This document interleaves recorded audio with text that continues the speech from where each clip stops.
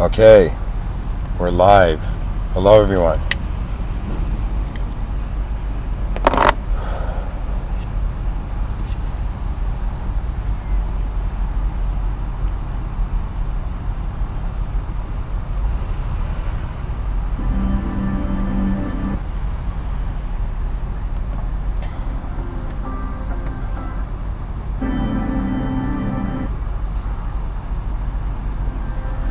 I wanted to speak about an idea, and I wanted to share in this episode, historic stories of lovers in history, pretty much.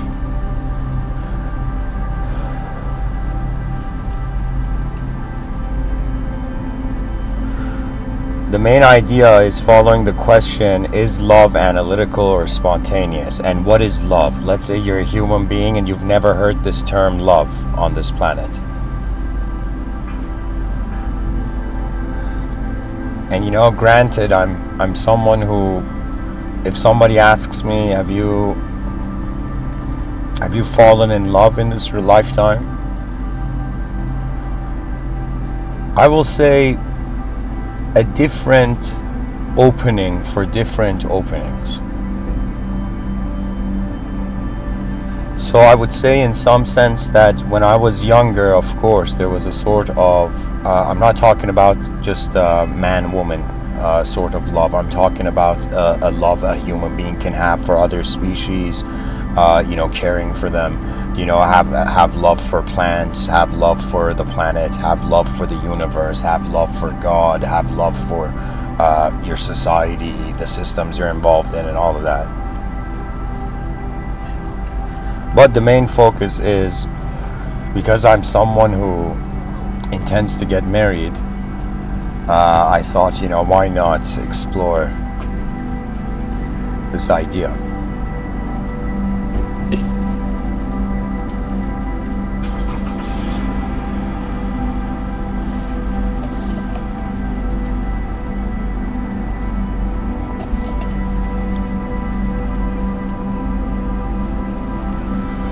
So, I want to read something for the viewers, and I looked up certain, pretty much,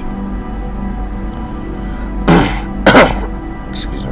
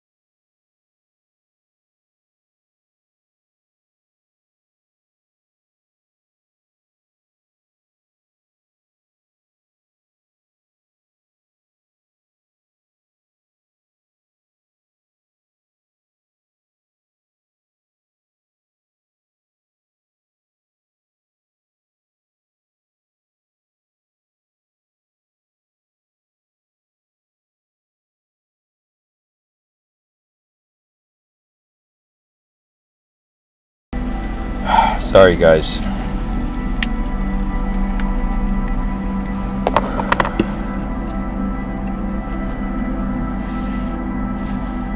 Yeah, guys, I wasn't talking. There was a technical interruption.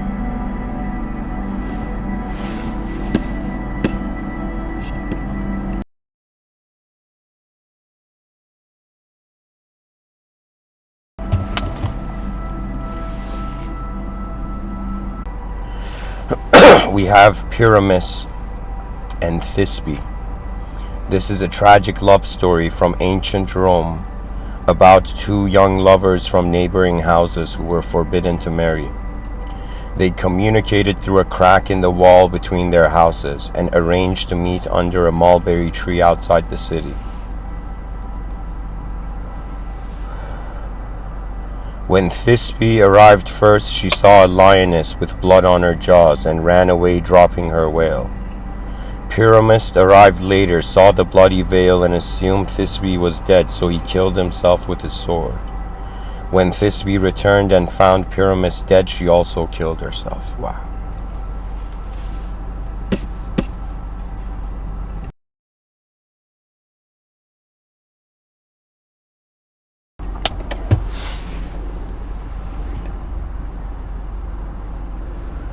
You know, something seems very fascinating about like the historic romantic love. That it was as if the person couldn't live without the other person.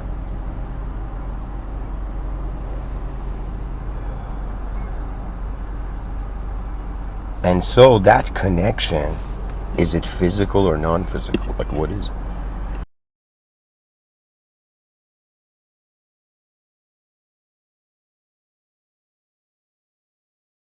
You see, everything is in love. Like love is in some sense.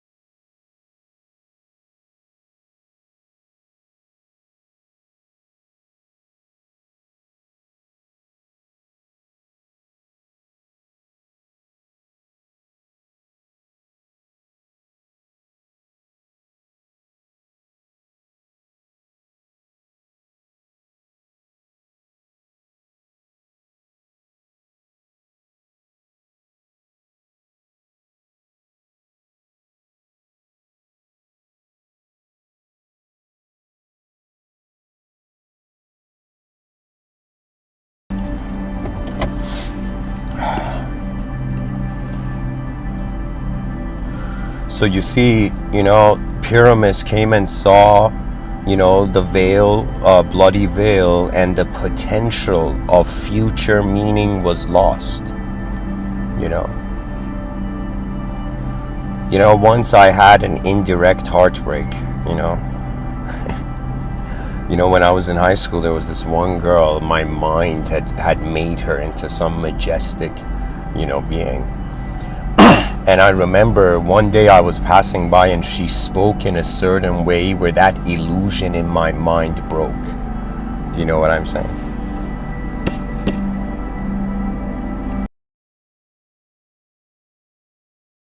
It's like I was envisioning her to be so gentle, kind, sincere, and then she said something so vulgar that it was like that image got destroyed.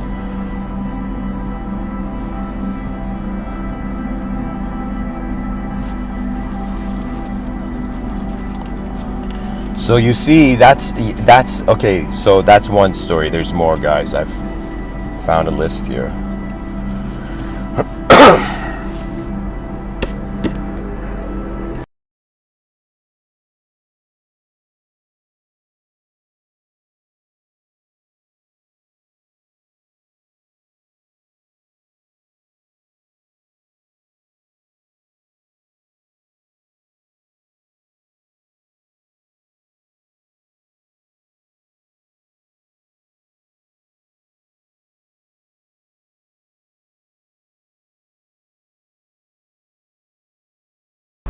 So we go to the second story. Tristan and Isolde. I don't know, I think this may be... This is a medieval romance about a knight named Tristan who is sent to Ireland to bring back their fair Isolde to be the bride of his uncle King Mark. On the journey home, Tristan and Isolde accidentally drink a love potion that makes them fall deeply in love. Despite their loyalty to King Mark, they continue their affair and excuse me, guys.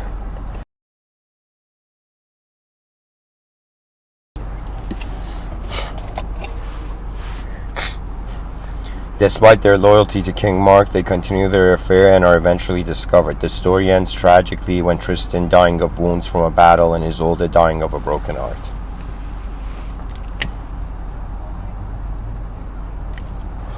I don't know if it can be said, but maybe the disturbance of the lover's karma is a sin of the species. So the species has to make up for that somehow. Advanced civilization has to, in some sense.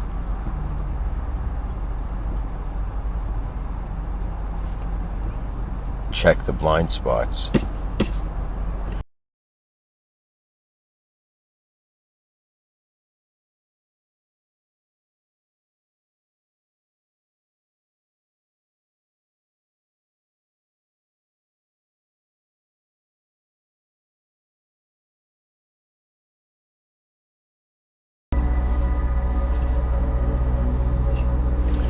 Then we go to another love story, Romeo and Juliet. This is perhaps the most famous love story in Western literature, written by William Shakespeare in the late 16th century.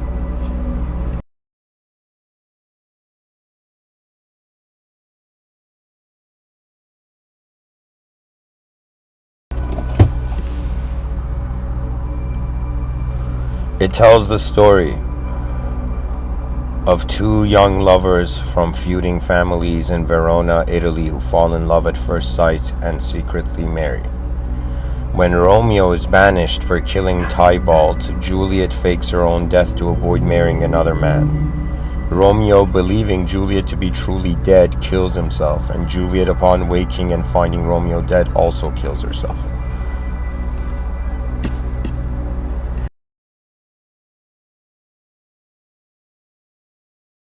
You see, guys, these are examples of a love that is larger than life. Okay?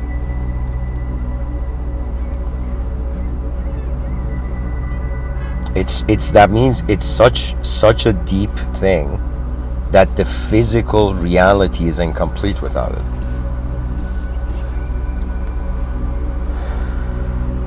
Then we go to Layli and Majnun. This is a love story from Arabic and Persian literature about a young man named Qays who falls deeply, Qays, who falls deeply in love with Layla, a woman from his tribe.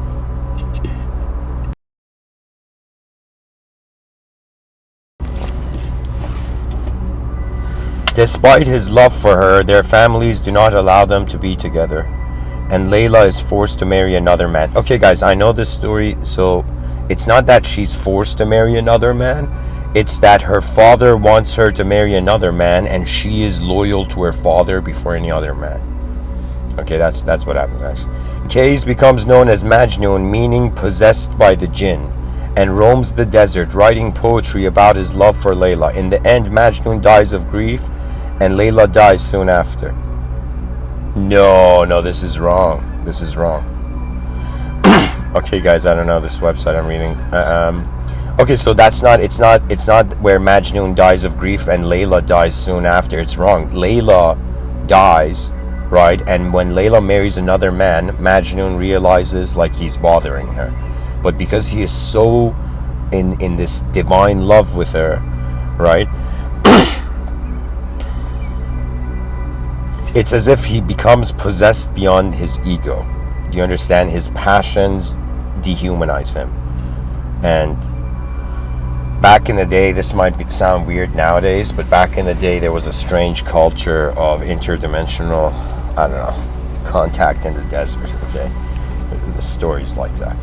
You know, sages would go in deserts, draw a circle around themselves, right, and then sit there for like 40 days until all their desires for reality were like wiped out or had faded. You know, Hafiz is an example. For example, Hafiz is a famous poet.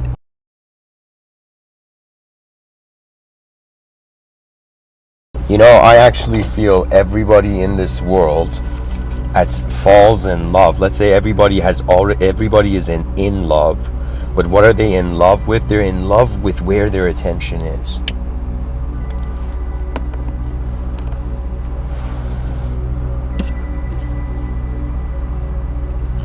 Then we have Orpheus and Eurydice. Oh no, sorry, Tristram and Iseult. So guys, just to finish the last one, Layli dies, Majnun comes back from the desert to his pilgrimage.